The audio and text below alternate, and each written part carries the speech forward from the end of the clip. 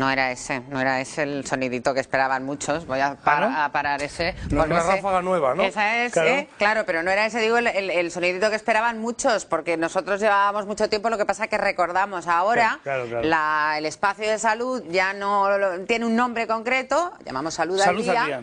Y es diario, efectivamente. Claro, y por eso hemos cambiado un poquillo la ráfaga. Claro, con esa ráfaga que es así más de... Se irán acostumbrando, poco a poco se irán acostumbrando. Ya veo que estás muy bien de la voz, ¿eh? Estoy mejor, todavía no muy bien, pero estoy... No se cuida nada. Hay que cuidarse un poquito más, ¿eh? He dejado de fumar. ¿Sí? Hace 3 días. Tengo 3 días sin fumar. Bueno, por favor, esta toma para la historia... Que se queden ellos, porque yo en esta foto no quiero salir. Esta toma será un hito histórico. Yo en esa foto no quiero salir. No sé cuánto duraré, pero por ahora vamos a ponernos serios. Te felicito, porque además eso para tu afonía era muy malo, o sea que te felicito sinceramente, de verdad. Recibirás todo el apoyo posible por parte de los médicos y tus amigos, con toda seguridad. No, yo te animo, a que sigas. Pero ahora digo, vamos a ponernos serios porque vamos a hablar de un tema que inquieta, podemos decir, a mucha gente, porque hay muchísimos afectados por intolerancia al gluten, por celíacos en España, y hay novedades para ellos. Pues hay medio millón de personas, como tú bien dices, y bueno, pues en Madrid concretamente 50.000, pero el problema está en que de esos 50.000 solamente 5.000 están identificados, diagnosticados clínicamente por parte de los especialistas lógicamente en medicina de aparato digestivo. Hablamos de la enfermedad celíaca, hablamos de la celiaquía. La pregunta primera es, ¿sabemos lo que es realmente? Bueno, pues yo voy a contarles muy rápidamente qué consiste esta enfermedad, pero si te parece, vamos a escuchar lo que piensan nuestros espectadores en la calle. A ver qué dicen. Una que no puede tomar alimentos que tengan gluten. Me suena, pero no lo sé del todo. Es algo así como que se dedican a la religión. Me suena a árbol o algo así. Que no puede comer ni pan, ni cosas rebozadas, ni muchas cosas de esas. Pues una persona que le hace mal los yogures, la leche, la harina. Un celíaco es uno que no puede tomar harinas, ¿no? Bueno, hay gente que oye campanas pero no sabe dónde, hay quien está ya directamente por los cerros de Úbeda. Hay de todo, están por los cerros de Úbeda algunos que piensan que incluso que es una secta o algo así. Un árbol, decía otro. Pero bueno, la mayoría de las personas sí que ves que, bueno, hemos puesto este detalle, pero y teníamos muchísimas más, pero ya saben que el tiempo en la tele pues es así, pero la mayoría de las personas sí que asocian la enfermedad celíaca con un problema intestinal, eso sí, con un problema intestinal. Claro, muchas veces la gente piensa, no, es una alergia.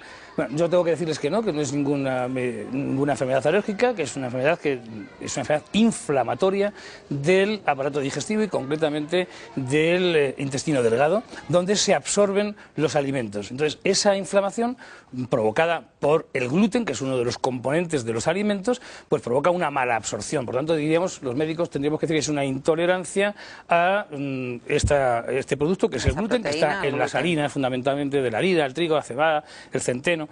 Y bueno, pues nosotros lo que tenemos que saber es qué es lo que ocurre con esa inflamación dentro del aparato digestivo. Para eso nos tienen preparadas unas imágenes que, si vemos rápidamente, les contaré. Bueno, estamos aquí en una imagen del aparato digestivo en general. Aquí tenemos el hígado, bueno, el esófago, el estómago, y luego aquí aparece pues ese intestino delgado que es larguísimo, pero es una de las partes más importantes de nuestro aparato digestivo. Si bien la digestión se hace en el estómago, luego para que todos esos productos, esos nutrientes de nuestra alimentación pasen a la sangre y de ahí a todas las células de nuestro organismo, se tienen que absorber lentamente. Y aquí tenemos esta gran capacidad de absorción que tiene el aparato digestivo, fundamentalmente el intestino delgado. Pero veámoslo por dentro, porque incluso va a ser mucho mayor esa superficie de absorción. Aquí tendríamos el intestino delgado, y si cogemos en un esquema, en un dibujo, veremos que dentro de ese intestino lo que tenemos son vellosidades intestinales. Como pelillos. Como pelillos, justamente, muy bien dicho, como pelillos.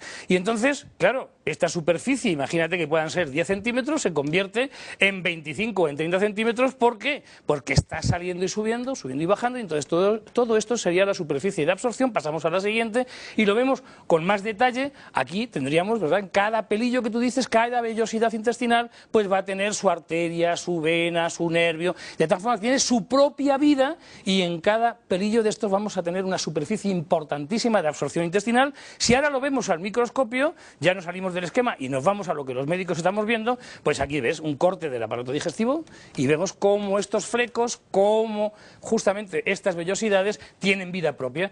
¿Qué es lo que ocurre en esta enfermedad inflamatoria intestinal como consecuencia del gluten? Veamos la siguiente y fíjense la altura de estas vellosidades y cómo se empiezan... Se aplastan, ¿no? Claro, se atrofian, se aplastan.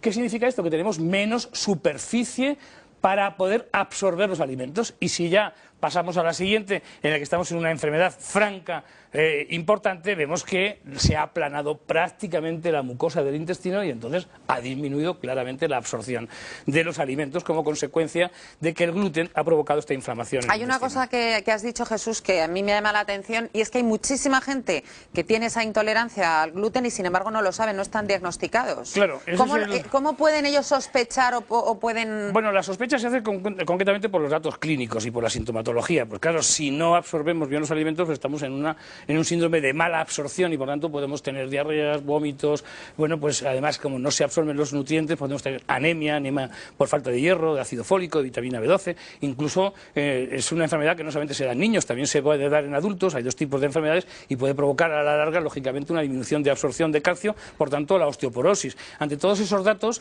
y esa mala absorción, con esa diarrea, pues los médicos sospechamos y hacemos ese diagnóstico de sospecha con unos análisis, con unos anticuerpos antigluten, que es la antigliadina, pero también con la imagen siguiente que tenemos, bueno, pues con la endoscopia, esa endoscopia que seguro que todos ustedes ya conocen, que es, bueno, pues tenemos que llegar hasta aquí, tenemos que llegar ahí, hasta el aparato digestivo, hasta el intestino delgado, hacer una biopsia. Bueno, pues aquí tenemos, pues se mete una capsulita, llega hasta el aparato digestivo, hasta el intestino, hay varias formas, y ahí cogemos una pequeña biopsia, y esa pequeña biopsia es la que vamos a ver al microscopio, como hemos visto. Ese sería para ver si los pelillos están bien o están chafados. Eso, ¿no? Es, que es justamente las imágenes que hemos visto por ese diagnóstico, lógicamente, que hacemos clínicamente. ¿Y es una enfermedad de nacimientos congénita o de repente una persona que no sea celíaca puede a una determinada edad? Existe un componente genético, un componente de los genes, y eso no significa que sea hereditaria en absoluto, pero que sí que es cierto que los médicos tenemos que estar ojo a visor si tenemos antecedentes. Pero sí es una enfermedad de componente genético que todavía está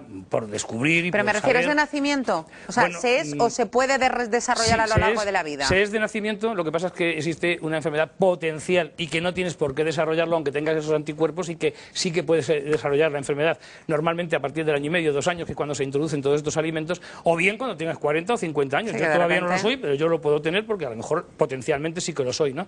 Y bueno, pues ante todo esto y con los alimentos, las imágenes que estamos viendo, si recuerdas, el viernes dábamos claro, una por noticia, eso decía yo que había mucha expectación porque dice 50.000 personas, claro, 50.000 más sus familias. Más sus familias. Porque y los sus problemas, amigos. Y los problemas que tienen las familias, económicos, etcétera, que hemos hablado aquí muchas veces. Pero esta noticia, pues decía el ministro que era un dato, un hito histórico porque, bueno, pues la Unión Europea ha tomado una decisión en cuanto al etiquetado. Pero yo creo que en vez de que lo diga yo como médico, casi mejor que lo diga una persona que está afectada y que además sabe muchísimo de esto y que ha venido muchísimas veces a nuestro plató.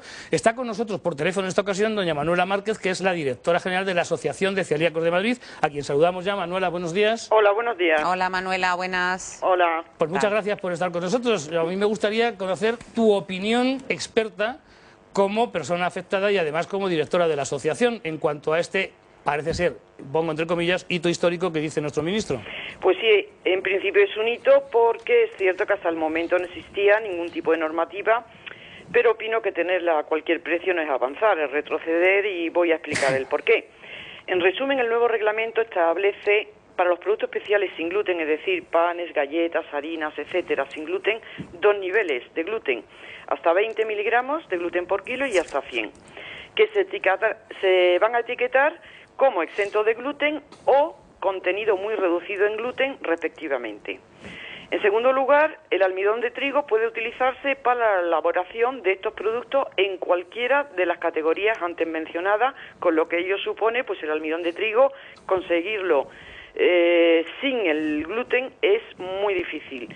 Y en tercer lugar, este reglamento establece que la avena también puede emplearse.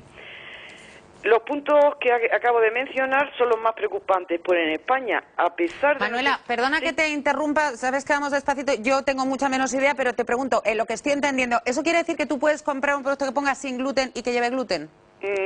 Termino de explicarlo. Venga. Los puntos mencionados son los más preocupantes, es decir, porque en España, a pesar de no existir ninguna normativa al respecto, no se permitía un contenido en gluten de más de 20 miligramos por kilo. Y respondo a tu pregunta, cero gluten es prácticamente imposible, es una utopía. Eso es una utopía. Entonces, en España ya digo que no había normativa, pero sin embargo no se permitía que los productos contuvieran más de 20 miligramos de gluten.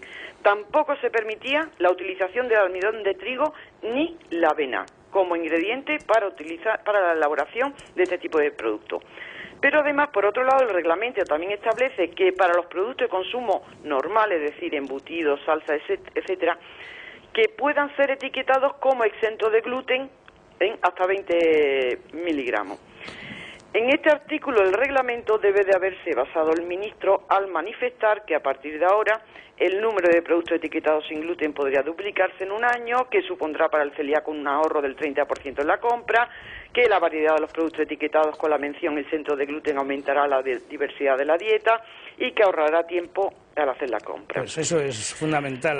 Pero claro, yo creo que el señor ministro no ha leído con detenimiento el reglamento, porque el reglamento en relación a estos productos de consumo ordinario y de consumo general no están obligados a llevarlo, sino que pueden llevarlo. Pero esperemos, Manuela... O sea, no están obligados a etiquetarlos. Por eso es el tema de la crítica o contracrítica que también hacemos desde aquí, de este programa, y esperemos que eso se pueda resolver, pinchando, evidentemente. ¿No? Yo te quiero agradecer, Manuela, como siempre, tu participación y tu colaboración, en este caso, con Salud al Día, dentro de, como sabes, del programa Buenos Días Madrid, dentro del informativo. Hoy ya no tenemos tiempo para más, seguro que tendremos ocasión de hablar en otros momentos de la enfermedad celíaca y además con Manuela aquí en el estudio. Son muchas asignaturas pendientes que hay, aquí tenemos una, pero, bueno, veíamos niños en los colegios comiendo. Ojalá que todos los colegios tuvieran menús para niños con celíacos y, bueno, con enfermedad celíaca. Y ya, desde luego, como siempre digo cuando hablo de la enfermedad celíaca, a los políticos, del color que sean, si es una enfermedad, que lo es, evidentemente los alimentos es la única forma de tratar esta enfermedad. Y esos alimentos no pueden ser, bajo mi criterio, no lo entiendo, no pueden ser más caros que el resto de los alimentos. No sé si habrá que recetarlos por la Seguridad Social, y esto no lo entiendan como broma, o bien financiar a las industrias que fabrican estos alimentos. Pero si es una enfermedad que lo es, tiene que necesidad, lógicamente, de una ayuda y no puede ser más caro. La receta igual era un poco, pero efectivamente subvencionar, a lo mejor. Pero si yo tengo un hijo celíaco, a mí lo que no me puede costar es mi alimentación mucho más que el del vecino. Alimentación básica, que no son lujos, que es comer... Y que es el medicamento para poder evitar que la enfermedad se altere. Así que, pues muchísimas gracias a todos. Da para otro día, esto. Da para otro día. Tenemos aquí en la pantalla, para despedirnos, el símbolo del gluten, que es solamente el símbolo que ustedes tienen que buscar en los alimentos si tienen alguna duda. Pero si tienen alguna duda, pues pónganse en contacto con nosotros en el contestador automático, el correo electrónico, y trataremos de ayudarles. Mañana muchísimas más. gracias. Mañana más. Gracias. Hasta luego. Hasta luego, Jesús. Hasta luego.